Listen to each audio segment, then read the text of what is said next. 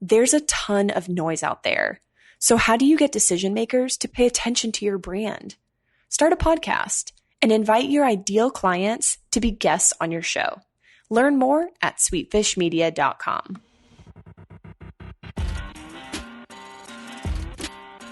You're listening to the B2B Growth Show, a podcast dedicated to helping B2B executives achieve explosive growth. Whether you're looking for techniques and strategies or tools and resources, you've come to the right place. I'm James Carberry. And I'm Jonathan Green. Let's get into the show. All right, we've got John Lim here, CEO of LinkNexus, a prolific entrepreneur, we could say, very successful at earning the attention of the media and getting lots of awards. You were on the Inc. 5000 with Life and Mobile. John, it's a pleasure to have you on the show. I know a lot of people are going to be looking forward to this episode, so welcome. Rex, thanks for having me, man. It's an honor to be here. Well, so John, for those who aren't familiar with LinkNexus, your current company, what you're building today, you want to give us a brief introduction to what you guys are doing? Yeah, LinkNexus is fairly simple. So I have a personal mission that I want to make the internet reactable to the everyday person. Definitely a digital world now, and it's definitely a world run by programmers. Mm-hmm. So anything you want to change in that world, you technically need to be a programmer or be able to afford that. My mission is to make that internet reactable and let everybody create those reactions. So in short, LinkNexus is a marketing intelligence platform that gives you all the data you need to make an intelligent decision. Most importantly, it gives you the ability to react to the human visiting your website or your digital property, the same way you react to them if they were standing right in front of you in your real world, not the virtual world, if you will. Very interesting. Okay, so this definitely goes back to what we were talking about before we hit record here, how you look at everything from a very human element, from the people behind the devices, you say, and you dug into these 4 principles that I think would be really beneficial to share with our audience. So the first one is how our society has changed thanks to mobile devices and the internet. I would love for you to break that down for us. Yeah, so the 4 principles are my theory of the new consumer, the new human behavior. We don't realize it because we're actually living into it. So you throw a frog into a boiling pot of water, the frog jumps right out. But if you put the frog in the water and you slowly boil it, it doesn't know to jump out. So anytime human behavior change and you're involved in evolution, you don't know it necessarily because you're living it. If you look at the past, the electricity grid that Edison built in New York City, not the light bulb, completely changed human behavior. More people can see things further, longer. So what did it do? It let the animal, right? We're animals on this planet. Let the animal out of the cage a little bit more to explore more. So it changed. Ford, he built the Ford Model T. It wasn't the car. It was that you could all afford a car and you can drive around, see more things. It started to make you a little bit more aggressive as a person, if you will, right? You spent less time at the restaurant. You wanted fast food.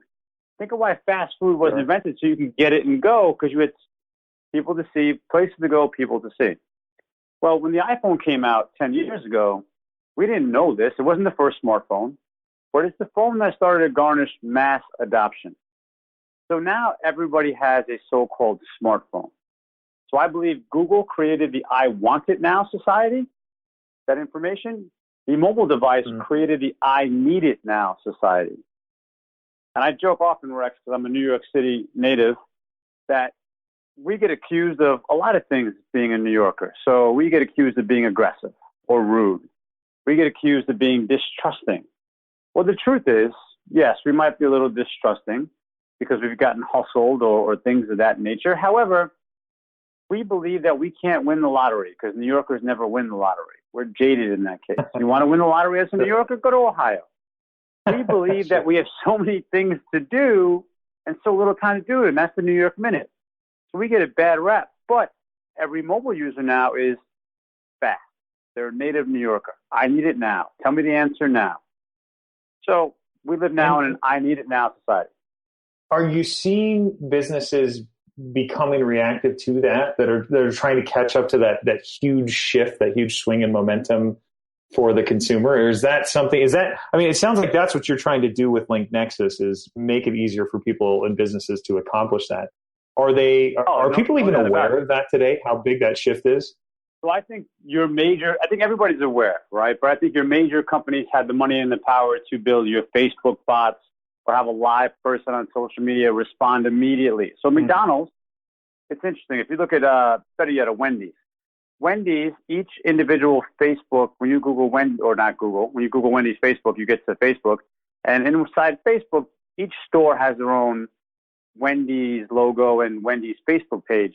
But you're responding to it as if it was Wendy's, the corporation. So Wendy's has employees that monitor all their franchise accounts and respond back. So the bigger companies, yes. But the problem, Rex, is that one principle by itself is like one ingredient inside a recipe. It doesn't make the entire dinner in the dish. So yes, we live in an I need it now society. You have to respond quickly. But if you just stay on that one principle, then you start screwing things up. Then you start depending on the machine to answer for you. And you start forgetting that we used to grow up in a human, machine, machine to machine, then machine to human world. Right now, we're into a machine to human. We're missing that first touch, which is starting to really hurt people's B2B growth. Well, so keep going with these principles then. If the whole formula is required, we know that it's I need it now society. What's the next principle we need to know? The next principle is to leverage the platinum rule. So doctor came out in the 1980s with a rule that says treat others the way they want to be treated. Well, in this case, I say leverage that. So communicate with your customers the way they want to be communicated with. Yes, we all know that when you're talking from a B2B side or a B2C side, you want to make the sale.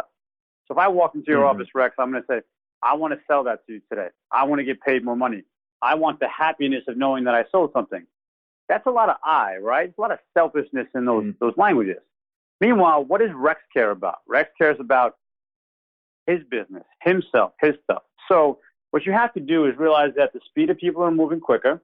Then you have to realize that don't care about yourself. Don't treat them the way you want to be treated. Treat them the way they want to be treated. So if they get back to you via Snapchat, Instagram, social media, use that medium. If they text you, text them back. If they call you, even if text messaging is easier for you, if someone takes the time to call you, call them back. Love it. So that's number 2.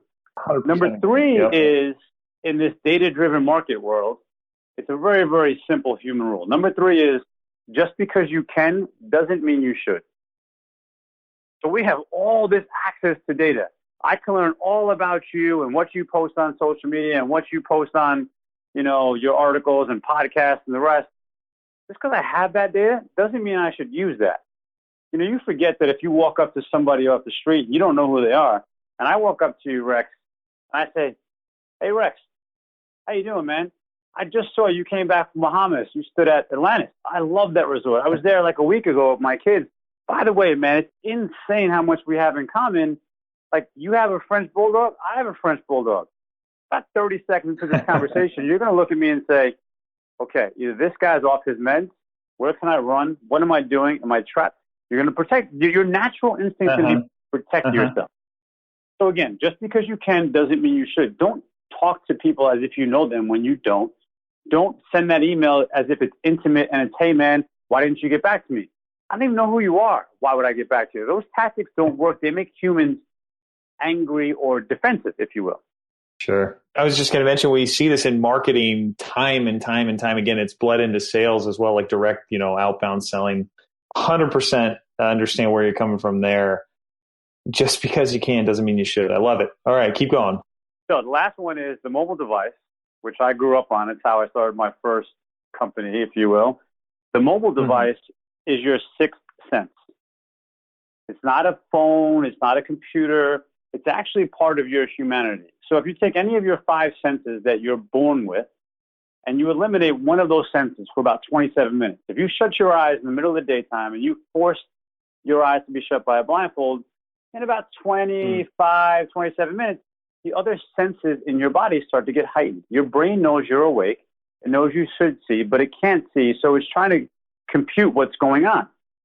Well, if I take away your phone and it's right in front of you and it's unlocked and you know you can get to it, but you just can't physically touch it because you're tied to the chair, all of your other senses are going to get heightened. The chemicals in your body actually change.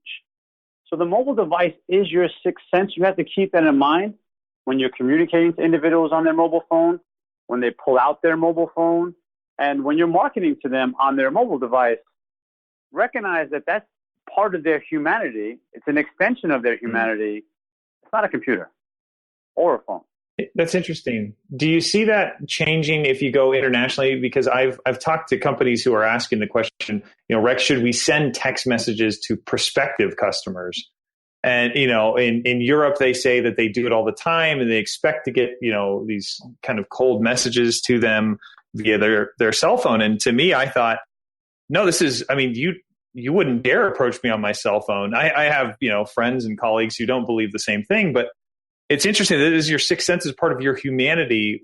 Where do you stand on kind of that divide? Whether you should actually, should you be cold calling someone's cell phone? Should you be cold text messaging someone's cell phone? What do you think about that? It's funny you talk about the international side. So we have an office that I built 9 years ago in Poland, of all places, which handles a lot of my dev, but also handles some biz dev out there. And as a kid from the Bronx who does not code and can't speak Polish, I have a development company in Poland. The only way I can do that is I had to understand the culture, the language. My partner in Poland is Polish and lives there. So to your point, would I send a text message to a customer? First, I'd have to ask a bunch of questions. Where is that customer? Are we in Europe, to your point, where they've been using text messaging for banking purposes? So think about intimate things you have as a human, right? You have the food you eat, the air you breathe, the things you enjoy. Your money is very intimate. Banking is very scary. So they grew up right now on text messaging as a way to access their banking. In America, we haven't started that. We just started that in the last 2 years. So we invented text messaging technically, but 2 years ago is when we started. Yes, I got a text about banking. I'm getting texts from my receipts from my coffee shop. So text messaging is starting to become more the norm. My advice to anybody is to go back to, principle number 2, leverage it. So yes, if in New York, where text messaging is rapid fire and you're sending more text messages, then communicate with your customers via text message. Understand it's intimate. So if you send one message, for example, if you use a company like HubSpot for email, you can build a whole email tree and send messages based on your responses. My third message to you, Rex, if you don't answer back, is like, hey, if you're not interested, just tell me. Stop ignoring me. Via email, that's a way to get the trigger. And maybe I can catch you, maybe I can't. That works part of the time. But if I send you one text and you don't get back to me, I send you 2, I'm super annoying. You're never going to get a deal that way. So take a shot, but don't annoy the person because it's a different device, a different medium. Very interesting. I love it. I think this is a good way to apply those principles to current practices. Now, John, you've obviously, this is a story you've told time and time again. You've been on other shows talking about this. I know that you are working on something where you can kind of share this more broadly with the world. Do you want to talk a little bit about your book?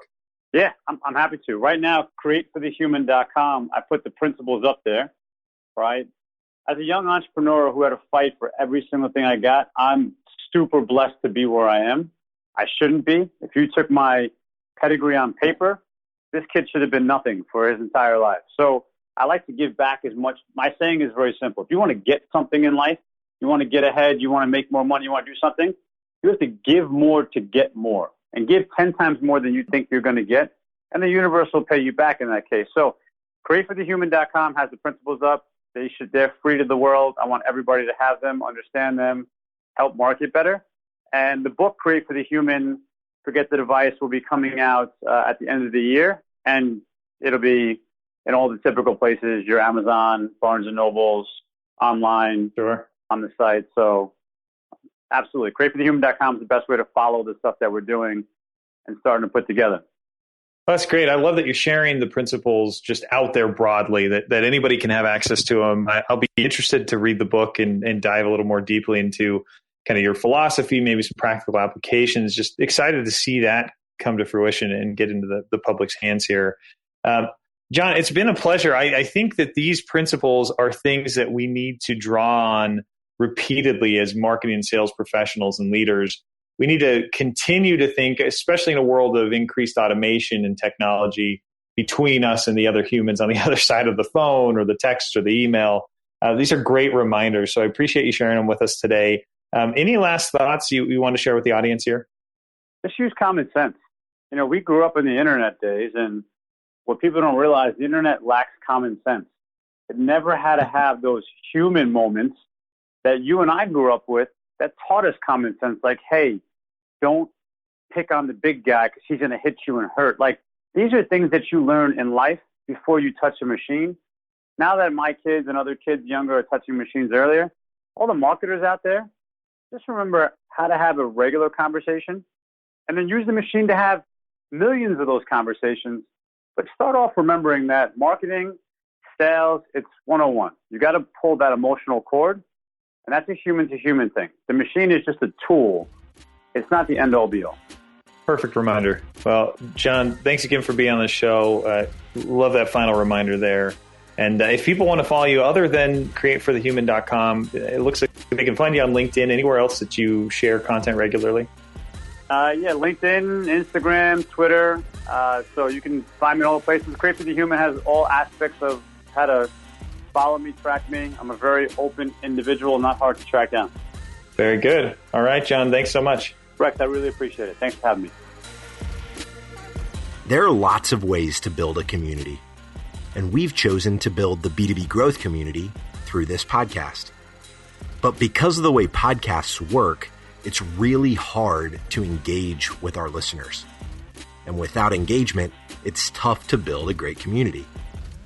So here's what we've decided to do.